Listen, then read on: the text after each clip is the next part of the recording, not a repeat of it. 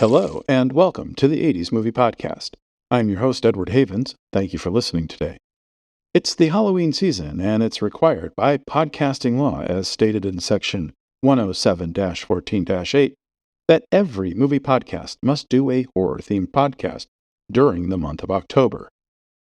Last year, at the suggestion of Jeff Townsend, also known as the podcast father and host of the Indie Podcaster podcast, I did a brief history on the Halloween movies. This year, at the suggestion of Jeff Townsend, also known as the podcast father and host of the Indie Podcaster podcast, we're going to do a dive into another successful horror franchise of the 1980s. And in case you weren't paying attention from the title of this episode, this is a brief history of the Nightmare on Elm Street series. But before we can get to the movies, we first need to get to know the man behind the series, the man who created Freddy Krueger. The man who was able to, intentionally or not, launch not one, not two, but three successful horror movie franchises. The man, the myth, the legend, Wes Craven. Like many of the greatest people in the entertainment industry, Wesley Earl Craven was born in Cleveland, Ohio. Side note, the man who founded Cleveland, General Moses Cleveland, a veteran of the American Revolutionary War, is my great-great-great-great-great-great-great-grandfather. True story. My dad, Don, was the seventh generation of my family born in Cleveland and the last of my family to be born in Cleveland. His favorite thing about being from Cleveland, he says, is being far from Cleveland. I actually like Cleveland, but to be fair, I don't remember when we lived there as a small child, and I've only been there for about 15 days in the past 40 years, but I digress. Craven was a rather intelligent man. After graduating from high school, Craven earned degrees at Wheaton College, double majoring in English and in psychology, and then earning his master's in philosophy from Johns Hopkins. In the mid-1960s, Craven would teach English at a college in Pennsylvania, then move on to be a humanities professor in upstate New York. In the late 1960s, at the urging of his friend Steve Chapin, brother of future Cats in the Cradle singer Harry Chapin, Craven quit academia to become involved in film. Like almost everyone who doesn't come from a wealthy and heavily connected family, Craven didn't start out as a director. Wes Craven would, for the first several years of his film career, write and edit pornographic films. Since he used a variety of pseudonyms while working in the porn industry, and since he never has fully publicly acknowledged his work in the industry, outside of appearing in the 2005 documentary Inside Deep Throat, where he hinted at having made quote-unquote many hardcore X-rated films, we'll probably never know which pornographic films from the 60s and 70s he made. But he would be successful enough in his porn endeavors that in 1971, he and his producer, Sean S. Cunningham, would be given $90,000 by Hallmark Releasing to make another movie, having had some success with the duo's previous film, a softcore sex movie called Together. At first, Night of Vengeance was going to be a graphic horror film, something meant to push the boundaries of what had been seen on movie screens since the abolishment of the production code a few years earlier. Unlike many of the movies being released before and after the fall of the production code, Craven wanted to show the violence being depicted on screen in great detail. Craven felt that too many movies were glamorizing violence and were giving the viewing public the wrong impression of death, especially during the time of the then-current Vietnam War. Ironically, the film would be in production when Dirty Harry, featuring Clint Eastwood as a violent cop on the beat in San Francisco who loved to shoot first and ask questions later, was released in the theaters and becoming one of the most successful releases of the year. The film was full of mostly unknown at the time actors, including future Karate Kid sensei Martin Kove, who played a local deputy sheriff, and Steve Miner, who would become a horror legend in his own right by becoming the only director to make both a Halloween movie and a Friday the 13th movie, as a hippie who taunts Kove's deputy. But after filming was completed, and Craven and Cunningham went to work on editing the film, it was decided that while many of the gruesome practical effects looked great on screen, that maybe the film should be toned down a bit to try and capture a larger audience. Before its initial theatrical release in August of 1972, Night of Vengeance would go through a series of title changes and test screenings, including Sex Crime of the Century and Krug and Company, before a marketing expert friend of Cunningham suggested Last House on the Left, which Craven thought was a horrible name for the movie. But the name would stick, and the film, with promotional key art that warned the film was, quote, not recommended for persons under 30, unquote, would become something of a hit for Hallmark, grossing more than $3 million between August 1972 and March 1973. And you'd think some smart producer in Hollywood would snap up a young filmmaker with a decent hit under his belt.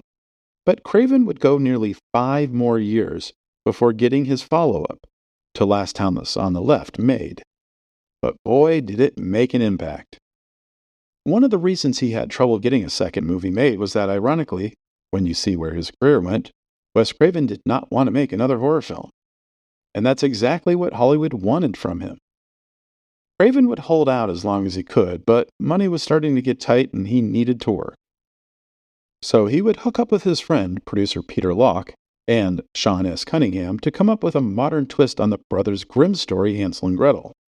If Craven needed to return to horror, he wanted to make something more sophisticated than Last House on the Left. It was while doing research at the New York Public Library about truly horrific things that humans have done to other humans, Craven would learn about Alexander Sawney Bean, the head of a 16th century Scottish clan, who reportedly murdered and cannibalized more than 1,000 people. Craven would mix the two stories together to come up with Blood Relations, The Sun Wars, set several years in the future, 1984 to be exact, and told the story of a family stranded in the middle of nowhere in New Jersey who must protect themselves against a family of cannibals. But when it came time to shoot the movie in October of 1976, Craven would need to rewrite portions of his script to reflect a new shooting location, California's Mojave Desert. Filming conditions were brutal, as temperatures would rise to as high as 120 degrees during the day, before dropping to as low as 30 degrees at night. When the film was finally released in theaters as The Hills Have Eyes in July of 1977, it would become a horror sensation. Playing in secondary markets like Tucson and Tacoma at first, the film would gross more than $2 million in its first 5 months, which doesn't sound like a lot at first until you realize it never played in more than 100 screens on any given week during that time frame, and that ticket prices were only $1.50 or $2 in most of those markets. It would finally open in Los Angeles and New York in October 1977, and after several months in theaters, The Hills Have Eyes would gross $25 million, nearly 36 times its $700,000 budget. And once again, it would take Craven years to set up another project, and once again, he would be working in the horror genre. Deadly Blessing would be his first film with a 7-figure budget, and his first working with name actors, including Academy Award winner Ernest Borgnine, Jeff East, who played the young Superman in the 1978 Richard Donner classic, and Maren Jensen of Battlestar Galactica fame. It would also be the first major role for a young actress only seen once before on screen as a dream girl in Woody Allen's Stardust Memories, Sharon Stone. Originally budgeted at $2 million, the producers of the film were able to raise enough money pre-selling worldwide pay television and syndication rights to the Showtime cable channel based solely off of Craven's name to increase the budget to $3 million. But when it came time to release the film in the United States, original distributor Universal Pictures would delay the release of the film several times from its original planned March 1981 release, until it ultimately dropped the completed film altogether. United Artists would pick the film up and release it into 1,000 theaters on August 14, 1981. Reviews were bad, and business was not as strong for Deadly Blessing as it had been for The Hills Have Eyes. But it would show a bit of profit for everyone involved, grossing $8.3 million after 4 months. Craven would finally be given the chance to work outside the horror genre with his next film. Sort of. Swamp Thing was an adaptation of the DC comic superhero series, but just because of the nature of the character, a one-time scientist who becomes a monster when his laboratory is sabotaged by an evil paramilitary leader trying to protect a secret formula, it would still kind of fall into the horror genre. The budget for Swamp Thing was only $2.5 million, $500,000 less than he had for Deadly Blessing, despite the makeup effects-heavy title character. but Craven would complete the film on time and on budget. But, like A Deadly Blessing, would perform only moderately well, grossing a little over $5 million. Which brings us finally to our main topic, A Nightmare on Elm Street. After completing work on Swamp Thing in late 1981, Wes Craven knew he needed to do something big to get him back in the game. Something fresh and original, something that would knock people's socks off. So he did something he had never done before in his career, write a spec script. Sidebar: a spec script is a screenplay that was not previously commissioned by a producer, without any prior attachments or deals. The spec is short for speculative. One writes a spec script in the hopes of finding a producer or distributor who likes the story and screenplay enough to purchase it from you and your representatives. While every studio in town rejected the screenplay, the small New York City-based independent distributor New Line Cinema would purchase the screenplay, intending to make A Nightmare on Elm Street one of the first movies that they would produce themselves. Craven had originally conceived of the story when he heard news reports of Laotian immigrants living in various places across the United States who had each died after having the same nightmare.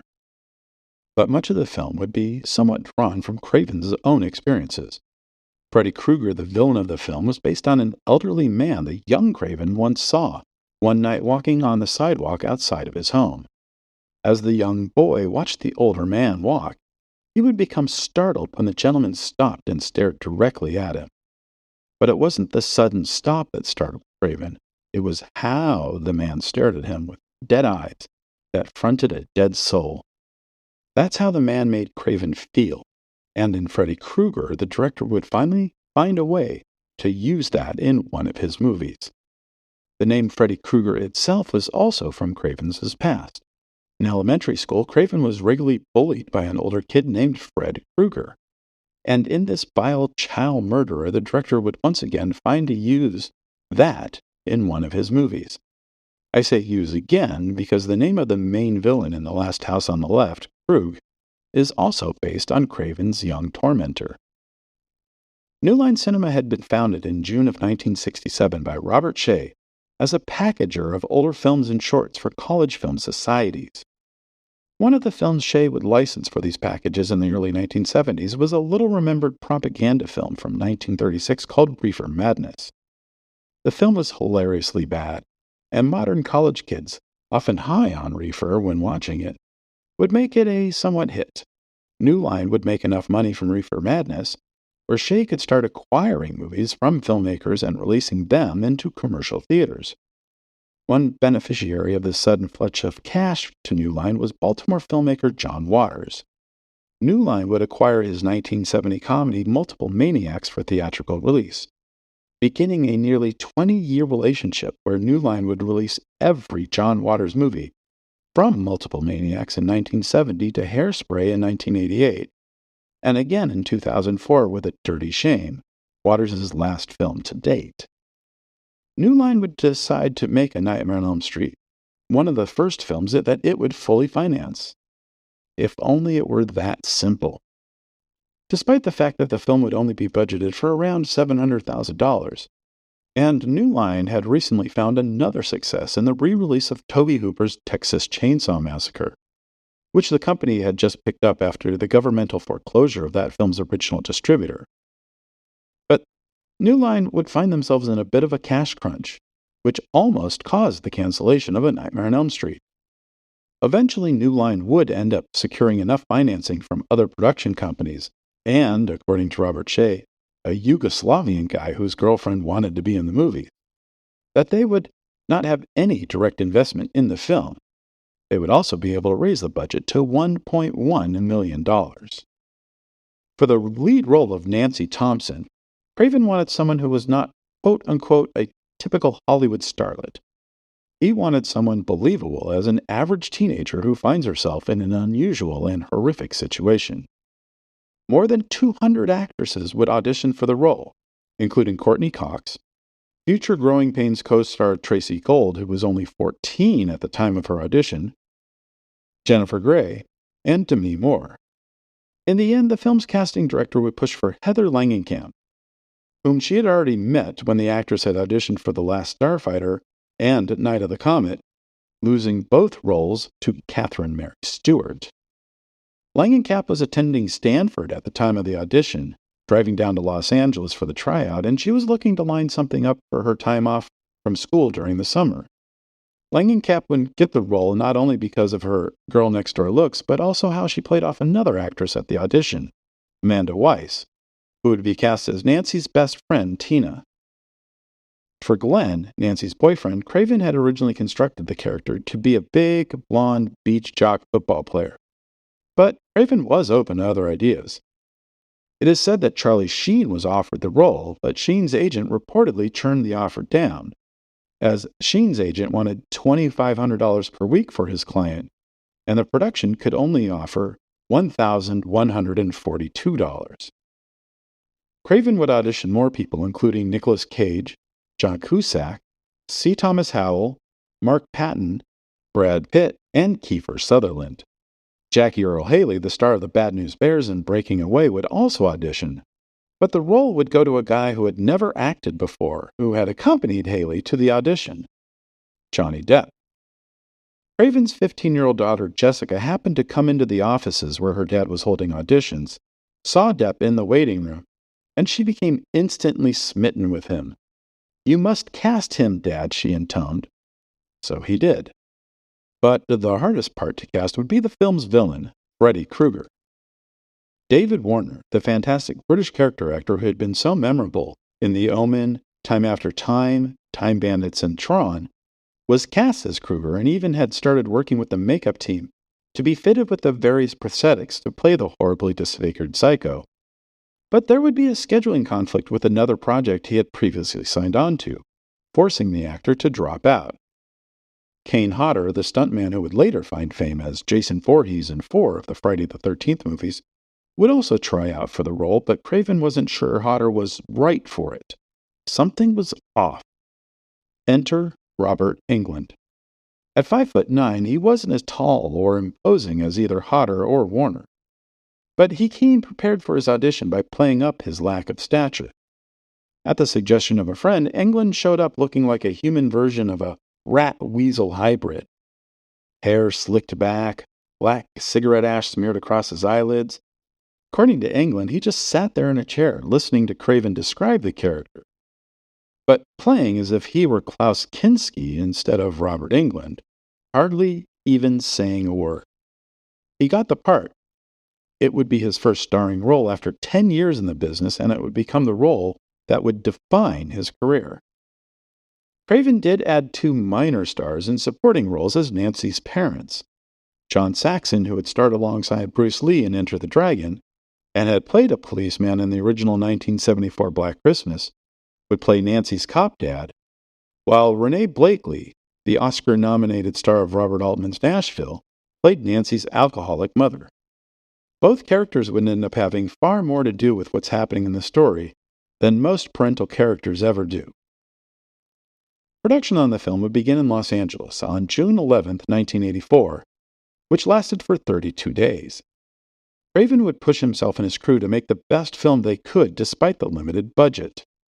The same rotating set that was used for Tina's death sequence would be redressed for Glenn's infamous blood geyser death. In a number of scenes, red-colored water would replace the typical movie set blood because water is less expensive than the corn syrup usually used to create movie blood. Robert Shea, who was producing the film for his company, would come up with one of the nightmare scenes used in the film, that of the melting staircase in Nancy's dream, which came out of one of Shea's own nightmares.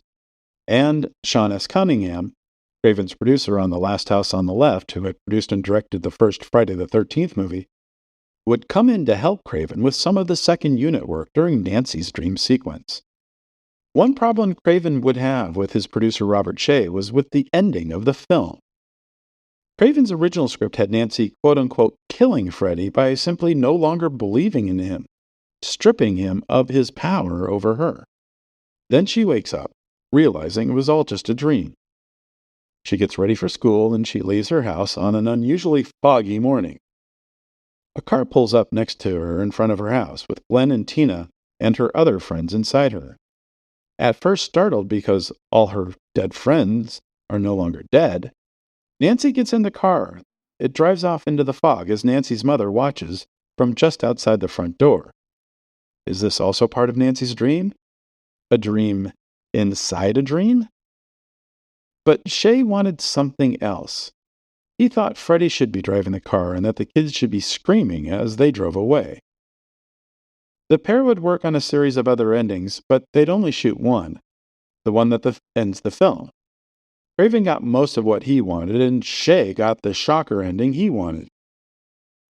Craven knew Shay wanted the film ready for Halloween 1984, but they would settle for a November 9th release date, in part because that would give Craven 4 months to sculpt the final film instead of barely 3, and in part because, even by 1984, it was apparent that horror movies tied to the Halloween season usually die very quickly after Halloween. It would also give Craven time to satisfy the MPAA rating board, who would give the film an X rating twice before Craven cut enough of the gore out to secure the R rating, about 12 seconds worth. Because New Line was still going through a money crunch at the time, A Nightmare on Elm Street would open in only 165 screens, including 77 in the New York metropolitan area and 51 in the Los Angeles metro area. And despite opening up against the third George Burns' Oh God movie, the Demi Moore-John Cryer rom-com No Small Affair, and the first Silent Night, Deadly Night, A Nightmare on Elm Street would open in 10th place with $1.27 million in ticket sales. Its $7,703 per screen average would be the highest of all the films in the top 15. In week 2, the film would add another 109 screens and come in 7th place with $1.63 million. Once again, it would have the highest per-screen average of all the movies in the top 15. In fact, despite never playing on more than 274 screens during its first 3 months in theaters, the film would regularly be first or second in terms of per-screen average, even if it never got higher than 7th place in actual gross. The film would have legs. In its 11th weekend, January 18th through 20th, 1985, the film would come in 2nd place with $1.71 million worth of tickets sold from 377 screens. As it moved from territory to territory across the country, the film would steadily gross $1.1 to $1.5 million every weekend for most weeks, until the audience started to drop in early February 1985. The film would play all through the winter and early spring, and when it was all said and done, A Nightmare on Elm Street, the little $1.1 million movie with no stars and a small theatrical release, had grossed $25.5 million in the United States. 2 things Wes Craven knew once A Nightmare on Elm Street had become a success. 1, Robert Shaye would want a sequel, and 2, Wes Craven didn't want anything to do with it. Another problem for creative types when it comes to selling your spec script is that you no longer own your characters. You no longer own your story. Wes Craven may have created Freddy Krueger, but he did not own Freddy Krueger. Craven understood this, and he wished Shaye well on the sequel. The first pitch Robert Shaye would like from various screenwriters about a second Nightmare on Elm Street movie came from Leslie Boehm, a former bassist with the Los Angeles pop rock group Sparks, whose father was a screenwriter himself. Shaye loved Boehm's idea of creating an homage to Rosemary's Baby, with a new family moving into the Thompson house, a teenage boy, his pregnant mom, and new stepfather, and the spirit of Freddy Krueger getting into the mother's womb and possessing the fetus. Sounds familiar, right? We'll get there. But there was one person who wasn't so keen on the concept at the time. Sarah Risher, an executive at New Line who was the co-producer of A Nightmare on Elm Street, and would be assuming those duties again on the sequel, saw the merit in the idea, but didn't want to go there just now. You see, no one knew until she said something herself at the meeting that she was pregnant with her first child and wouldn't feel comfortable being on the set of a movie about a demonic fetus possession.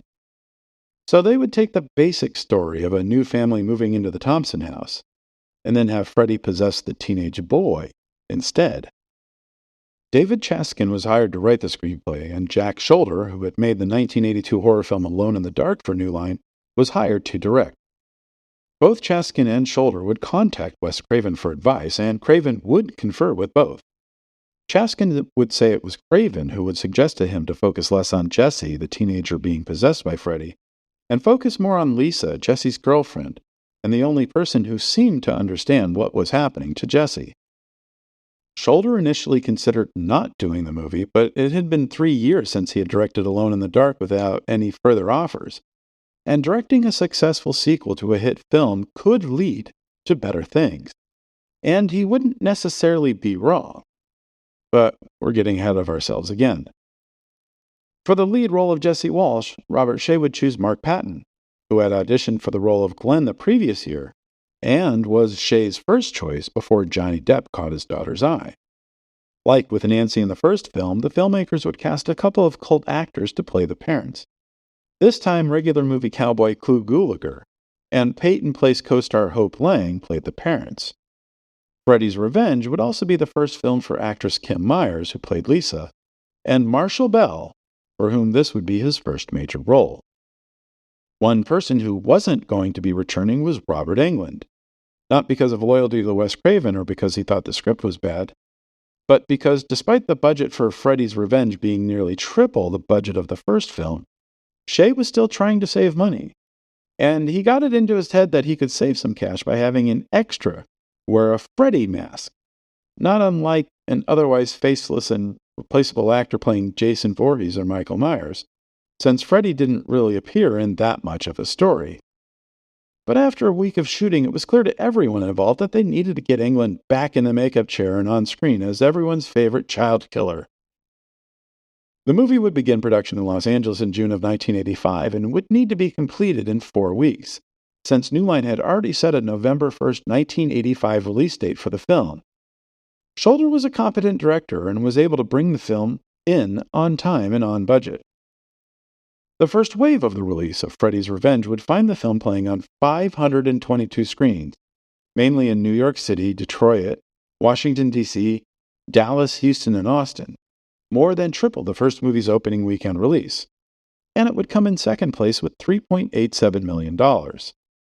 The third Death Wish movie would come in first with $5.32 million, but it would be playing on more than 900 extra screens. And just like the first film, Freddy's Revenge would have the highest per-screen average of any film in the top 15. The critics, most of whom weren't that fond of Craven's movie, would be mixed on this one as well. But when did horror fans even care about the critics?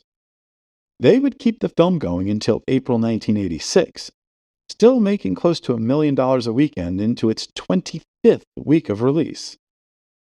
The film would gross $29,999,213.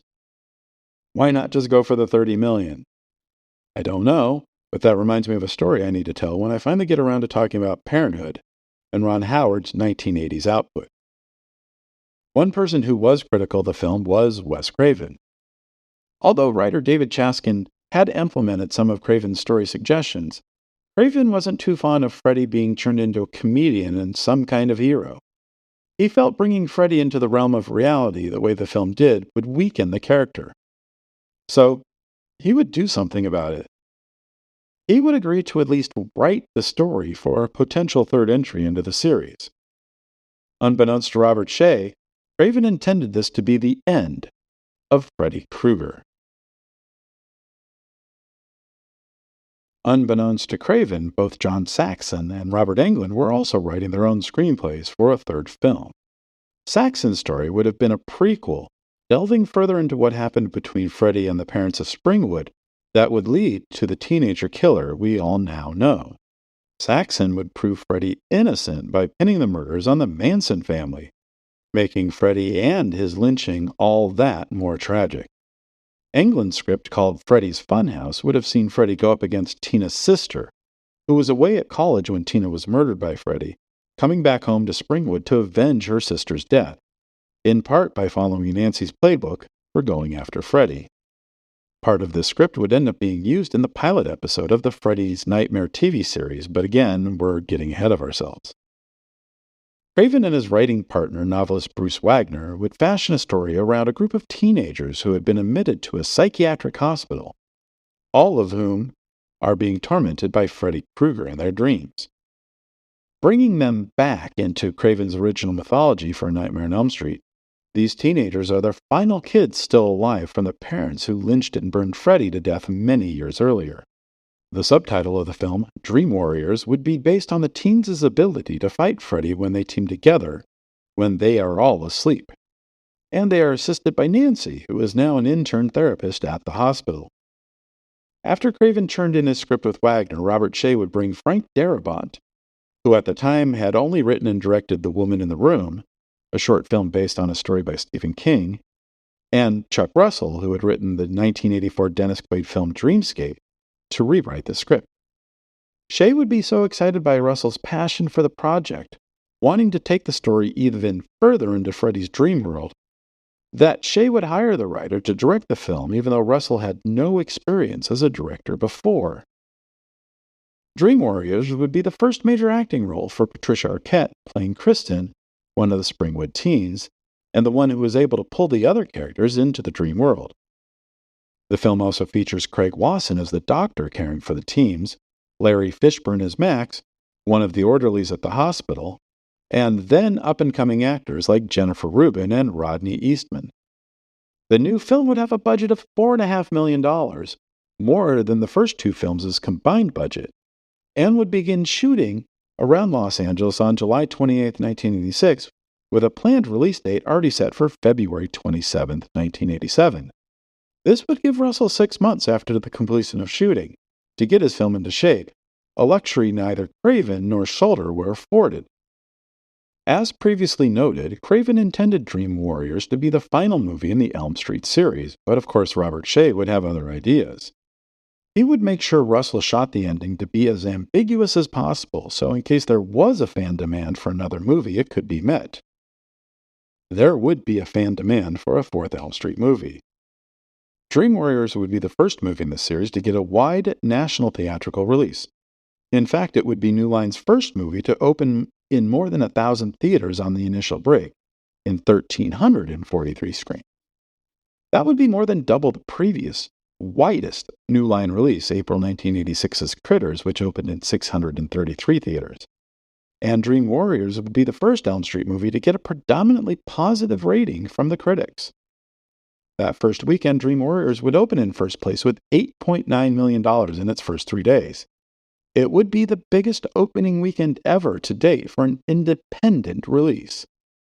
It would fall to second place in its second weekend, bested by the opening weekend of Lethal Weapon, but only by about $86,000.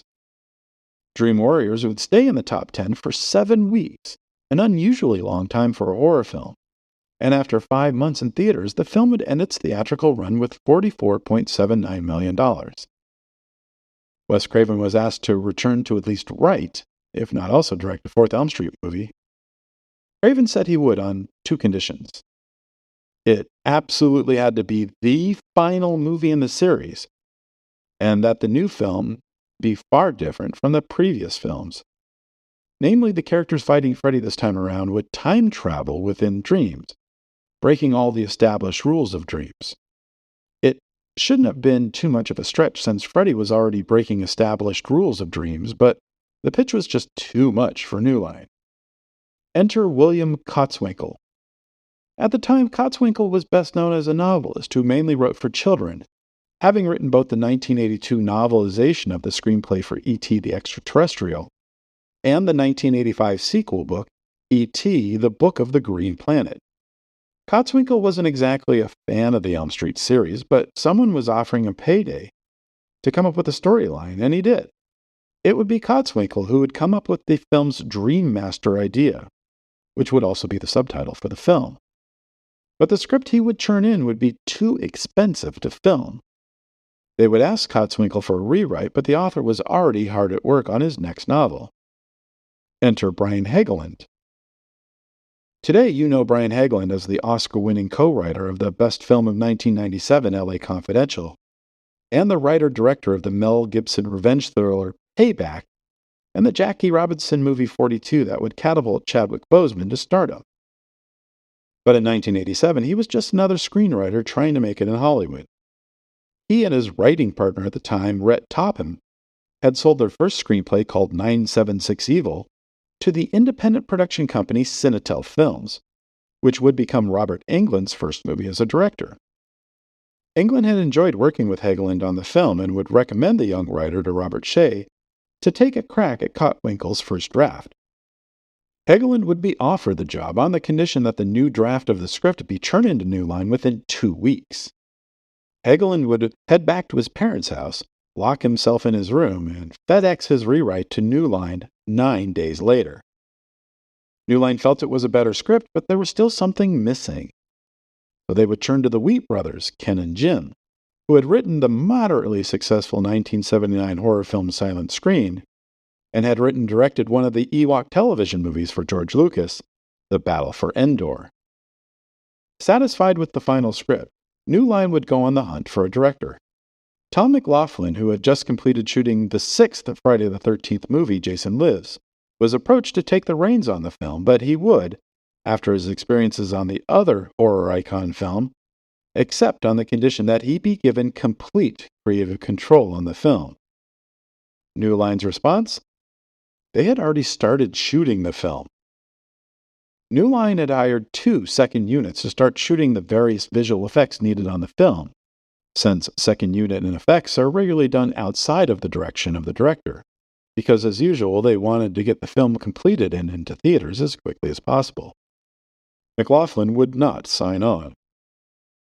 The directing job would go to a little-known Finnish-born filmmaker named Rennie Harlan, who had made the 1986 Mike Norris action film Born American and the 1987 horror film Prison for Empire Pictures. This time Shea would have a second producer on the film, Rachel Talalay, who had worked as an effects supervisor on the first 3 films.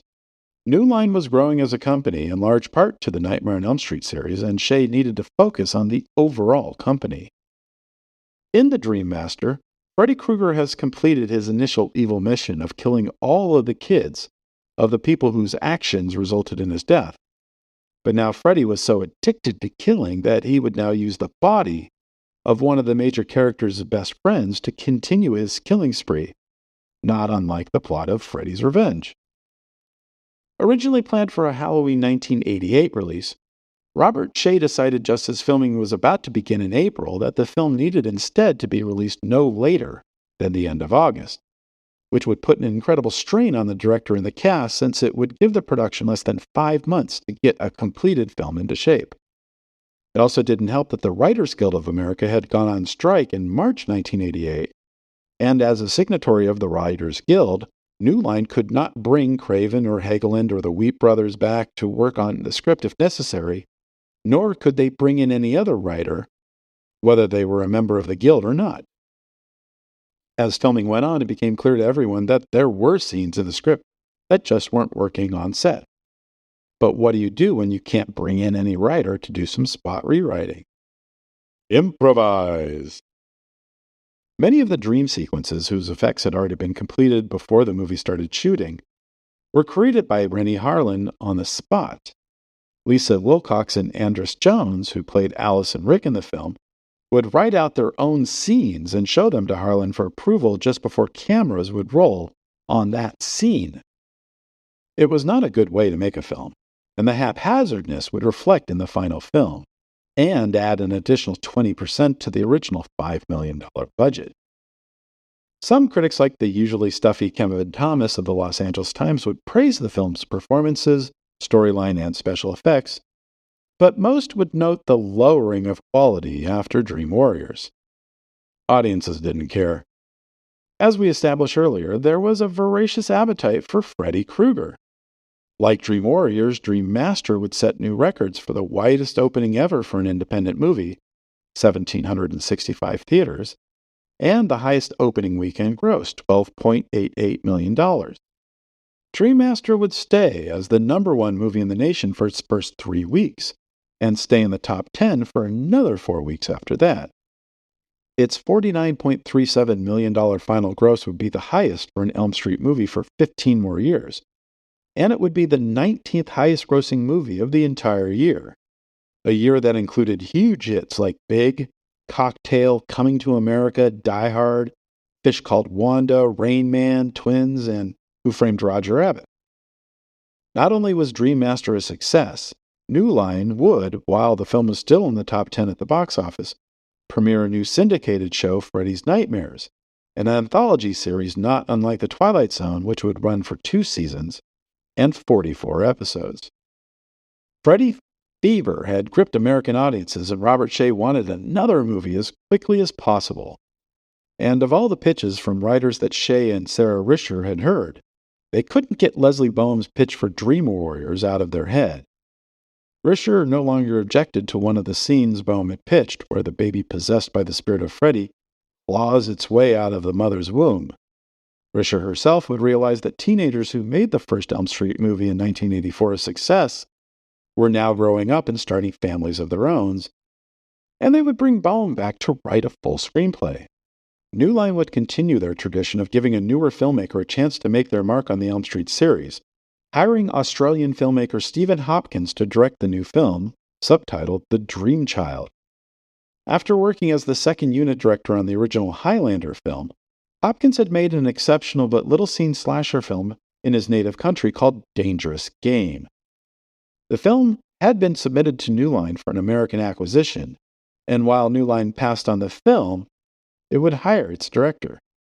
Again, dreams play a major role in the story, but the turning point of the script would be the revelation of Freddy's parentage. No spoilers here if you haven't seen it, but it was a game changer. At $8 million, it would be the most expensive Elm Street movie to date, and it would begin shooting in Los Angeles on April 7, 1989, with a targeted release date of August 9th, giving the filmmakers barely 4 months to complete the entire film. Thankfully, the Writers Guild strike had been settled a week after Dream Master was released in the theater, so New Line could have writers ready if there were any rewrites needed.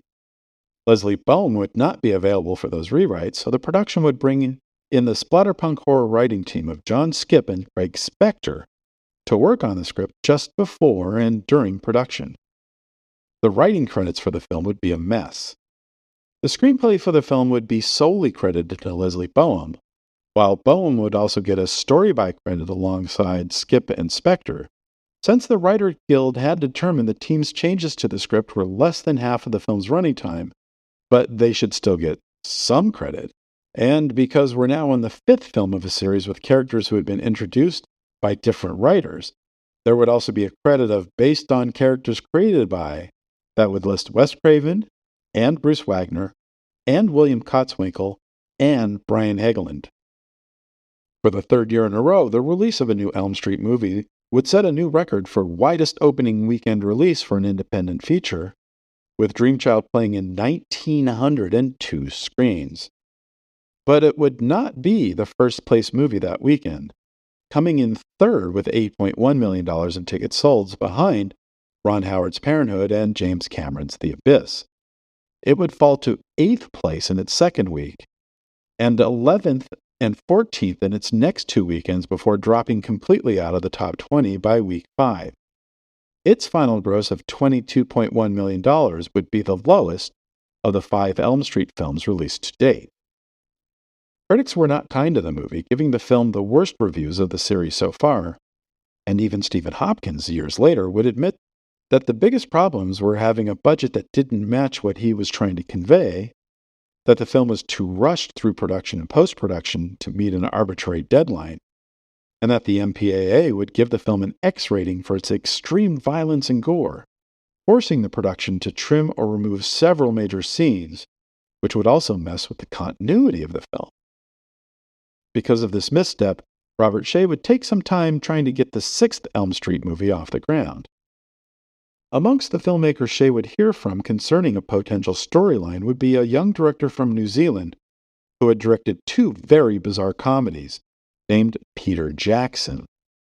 Jackson would get his first American assignment writing a draft of the screenplay, which would feature a new group of teens who were not afraid of Freddy and would take sleeping pills in order to combat him in his own world. Rachel Talalay, who had worked her way up from the effects department on the first film to producing several of the later films, would herself get hired on as both writer and director. It would be her idea to not use Nightmare on Elm Street in the name of the new film, and to bring in more name actors and personalities in the film, including Yaphet Kotto, Tom Arnold and Roseanne Barr, Alice Cooper, and, for a very small cameo, Johnny Depp, who in the past 7 years had become a major star. Talalay's biggest contribution would be to film the final 10 minutes in 3D, a process that, outside of Earl Owensby, hadn't been used in a movie in 8 years. After Talalay turned in her outline for the film, the screenplay for Freddy's Dead would be written by another New Line employee, Michael DeLuca, who had been hired as a story editor by the company in 1985 and had quickly risen in the ranks to vice president by 1990. This would be DeLuca's first produced screenplay. Freddy's Dead would dive deeper into the psyche of Freddy Krueger, getting to know just how horrific his life was, and would introduce a major twist that, again, I will not be spoiling for you if you have not seen the film. In preparation for the release of the $11 million film, New Line would hold a mock funeral for Freddy Krueger at the Hollywood Forever Cemetery, which shares a border with the Paramount Studio lot. Most of the stars of the film would attend, along with Los Angeles Mayor Tom Bradley, who would, the following day, Friday, September 13, 1991, the day of the film's release, proclaim it to be Freddy Krueger Day in the city. This move would be highly criticized by a number of the mayor's critics who weren't too keen on a governmental proclamation glorifying a mass murderer, albeit a fictional mass murderer. The critics would lay into Freddy's Dead even more than the Dream Child. Many critics would note how Freddy had changed from a truly terrifying character to a wisecracking goofball, and more than a few would complete their critiques with hopes that Freddy truly stayed dead. Audiences must have missed Freddy because they would buy $12.97 million worth of tickets in its first 3 days, knocking Kenneth Branagh's beautiful Dead Again out of the top spot after 2 weeks. Freddy's Dead would retain its #1 gross spot in the second week, even though it lost nearly half its audience, but the joy would be short-lived. The following 3 weekends would see it fall to 4th, then 8th, then 11th, before completely falling out of the top 20. Its final gross of $34.87 million was good, but not great. As he had with every other new Elm Street movie, Robert Shaye approached Wes Craven about being involved in another installment. For years, Craven would decline the offer as he had been making movies with Universal Pictures, who had been trying to reestablish their own dominance in the re-emerged horror genre. But after 1988's The Serpent and the Rainbow, 1989's Shocker, and 1991's People Under the Stairs failed to catch on with horror audiences, Craven was ready to give Freddy one final shot. But he would need to have far more creative control on the new film than he ever had before. Shaye, surprisingly, was on board. Craven would return to the storyline he had originally conceived for Dream Warriors with some changes. First, the new movie would not have any kind of continuation of the series that ended with Freddy's Dead. In fact, Freddy Krueger would barely be a part of the storyline. In the new film, Heather Langenkamp, Nancy in the original film, is pitched on making a new Elm Street movie by Robert Shaye, playing himself. Heather isn't sure she wants to be a part of it, even after learning her special effects husband has been hired to work on the effects for the new Nightmare movie. While she doesn't take the role, Heather finds herself and her son being pulled deeper into the mythology of Freddy Krueger. There is a visit to Wes Craven, playing himself, where he and Heather talk about his belief that the films captured an ancient supernatural entity that had been freed with Freddy's Dead, the end of the series. John Saxon, who had played Nancy's father in the first movie, comes back into Heather's life, concerned about her and her family's well-being. Robert Englund also seems to have some understanding of what Craven is talking about, and chooses to keep his distance from Heather for her own safety. In the climax, Heather and her son find themselves back in the fictional town of Springwood, Ohio, back in the Thompson house, with Saxon back as Nancy's father. Heather knows that in order to beat Freddy once and for all, she will have to become Nancy again. There's a fantastic climax, and when it's over, Heather finds a copy of a screenplay at the foot of her son's bed, with a note written inside from Wes Craven thanking her for helping to imprison the entity once more. As she and Dylan read the screenplay, it mimics the actions we just saw on screen. All things considered, the shoot for New Nightmare was a relative breeze. Craven would start shooting the film in October 1993, a full year before New Line planned on releasing the film. In one eerie moment of foreshadowing, Craven had written a scene for the film where the shooting of the new Elm Street movie would be interrupted by an earthquake. While they weren't filming at that time, the 1994 Northridge earthquake would halt filming on the movie for a few days, although Craven and a skeleton crew did drive around town to capture footage of the destruction that could be used in the film. The movie would be released on October 14, 1994 in 1,850 theaters, and it would enjoy the best reviews of any of the Elm Street movies. Critics loved how Craven played with the mythology he himself had created, how deftly he was able to weave fact and fiction together, and how he made Freddy Krueger scary again. But whether it was audience fatigue of a seventh Elm Street movie in 10 years, or audiences not being given the wisecracking hooligan they had become accustomed to over the past few films, or that audiences really wanted to see Pulp Fiction more, which had opened the same day, but New Nightmare would only open to third place with $6.67 million, more than $2.5 million behind Pulp Fiction and $1.5 million behind the god-awful Sylvester Stallone movie The Specialist, which was in its second week of release. New Nightmare would never recover. It would fall to 7th place in its second weekend, to 8th in its third, and to 13th in its fourth, before falling out of the top 20. Its $18.1 million final box office gross would make New Nightmare the lowest grossing Freddy movie, and essentially put the final nail in the coffin on the series. In 2002, Robert Shaye would hire Wes Craven's old friend, Friday the 13th producer-director Sean S. Cunningham, to produce a crossover film between Freddy Krueger and Jason Voorhees. Attempts to make a Freddy vs. Jason movie had been happening since 1987, when Frank Mancuso Jr., who had taken over producing the Friday the 13th series starting with Part 2, tried to get Tom McLaughlin, the director of Jason Lives, who had been in contention to direct the fourth Elm Street movie, to try and unite New Line and Paramount Pictures to get a pairing movie made, but it didn't happen. After the failure of Friday the 13th Part 8, Jason Takes Manhattan, the rights to Jason Voorhees passed from Paramount Pictures to some of the producers of the series, who would end up selling those rights to New Line Cinema. Joseph Zito, the director of choice for many of Cannon Films' biggest hits, who also directed Friday the 13th Part 4, The Final Chapter, almost got a spin-off pairing movie off the ground in 1992. But in the end, Shaye went with Craven and New Nightmare instead. In 1994, there was almost a crossover film with several writers or teams of writers taking a swing at the story. One team, Brannon Braga and Ronald D. Moore from Star Trek The Next Generation, would churn in Jason vs. Freddy, which threw traditional horror film conventions out the window and attempted to make a serious, more adult-toned horror film.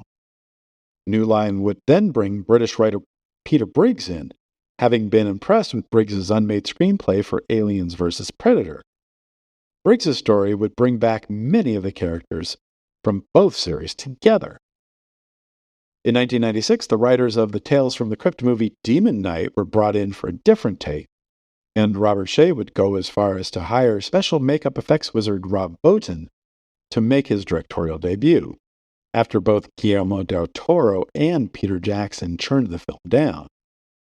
Bottin would throw out that script and bring in David S. Goyer, who would be best known a few years later for writing the Blade movies, to flesh out a story that Bottin had come up with.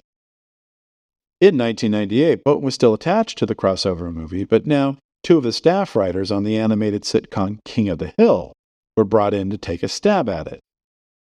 When their take didn't take, it was next up to comic book writer Mark Verheiden, who had helped New Line to adapt Dark Horse's The Mask comic book into a movie, to try and make something work. Several years and several more writers later, New Line finally found the right pair to come up with a story. Mark Swift and Damian Shannon had originally been hired by New Line in 2000 to write an adaptation of the comic book Danger Girl. While New Line wouldn't pursue that film, Shaye was impressed enough with the writers to bring them in on Freddy vs. Jason. And whether it was a really good script or the fact that Shea had already spent nearly 15 years and more than $6 million trying to get a working screenplay that could be made into a movie, their take on the pairing of iconic horror characters would be the one to get made. Shea would offer the directing gig to Wes Craven first, but Wes was back on top of the movie world, having directed Scream and Scream 2 after New Nightmare, and would decline the offer. As would Guillermo del Toro, who had just made Blade 2 for New Line, and Rob Zombie, who was transitioning from cult rock star to filmmaker and wanted to focus on what was going to be his directorial debut, House of a Thousand Corpses. Finally, Hong Kong director Ronnie Yu, who had made a successful American directing debut in 1998 with Bride of Chucky, would sign on to make the film. It was never a question that Robert Englund would come back to play Freddy, but Yu specifically wanted a different actor than Kane Hodder to play Jason. He wanted to highlight the different characteristics of the two villains. And while the 6'3" Kane Hodder would have towered over the 5'9" Robert Englund, Yu wanted the difference to be even more pronounced, and would hire 6'5" Ken Kirzinger, who had doubled for Hodder in 2 scenes in Jason Takes Manhattan, to take over the role. Like with Craven on New Nightmare, Yu would be given more creative control than previous filmmakers in the series had, and would be given a comfortable 11 months to get the film ready for release when the cameras rolled in Vancouver in September 2002. While the film's official budget was $30 million, Yu would only have $23 million to actually make the movie, since New Line had spent all that other money on all the various scripts over the years. As if a budget higher than the cost of the first 4 Elm Street films combined could be considered, quote, only, unquote. Most critics would not be excited about the pairing of the two horror franchises, but horror fans had been waiting for years for this to happen. Opening in 3,014 theaters on August 15, 2003, Freddy vs. Jason would open in first place, earning $36.4 million in its first 3 days. For comparison's sake, the first Elm Street had only grossed $25.6 million in its entire run, while the first Friday the 13th movie grossed $39.8 million in its entire run. That $36.4 million gross would be more than double the amount of the second-place movie SWAT took in the same weekend. The film would hang on to first place for a second week, despite losing more than 63% of its audience, and it would be a quick fall after that. Freddy vs. Jason would drop out of the top 10 in its 5th week of release, out of the top 20 the following week, and out of the top 30 the week after that. The final gross for the film, $82.6 million, would be more than the previous 3 Elm Street movies had grossed combined, or more than the last 5 Friday the 13th movies combined. And then there's the 2010 remake co-produced by Michael Bay. The less said about that film, the better. Suffice it to say it would be highly ironic that Jackie Earle Haley, who had lost the audition for Glenn in the very first Elm Street movie 26 years earlier, would be cast in the remake as Freddy Krueger. The film would be a financial success, earning $63 million in ticket sales in the United States and another $52.6 million in the rest of the world, making it the highest-earning movie in the Elm Street cinematic universe. But it would also be the lowest-rated Elm Street movie by critics who genuinely saw no reason to remake a film that over the previous quarter century had been reassessed critically and was now deemed a high point in 1980s horror cinema. As I've stated on this show before, I am not a big fan of horror films, but I do think the original Nightmare on Elm Street, The Dream Warriors, and New Nightmare are genuinely good movies, especially New Nightmare, which is on par with Dracula, Frankenstein, The Exorcist, and Jaws for me as the best of what horror cinema can be. And it's not coincidental that Wes Craven is the connective tissue between the 3 movies. I watched all of the Elm Street movies again this past month preparing for this episode, not having seen a number of them since their original theatrical releases, and my opinion of each movie had not changed in all that time. And with that, we end this first part of our 2-part miniseries about the history of the Nightmare on Elm Street series. Part 2 will be released later today and will be a discussion between myself and Jeff Townsend, podcast father, and the person who suggested this episode. I thought it might be interesting to talk to someone of a different generation than my own about how they saw a film series that was multiple episodes into itself before that person was even born. I'll leave it up to you to decide whether it was actually interesting or not. Thank you for joining us. We'll talk again after the second part of this miniseries next Thursday, when episode 92 on the forgotten 1987 crime drama Positive ID is released. Remember to visit this episode's page on our website, the80smoviepodcast.com, for extra materials about Wes Craven and the movies we covered on this episode. The 80s Movie Podcast has been researched, written, narrated, and edited by Edward Havens for idiosyncratic entertainment. Thank you again. Good night.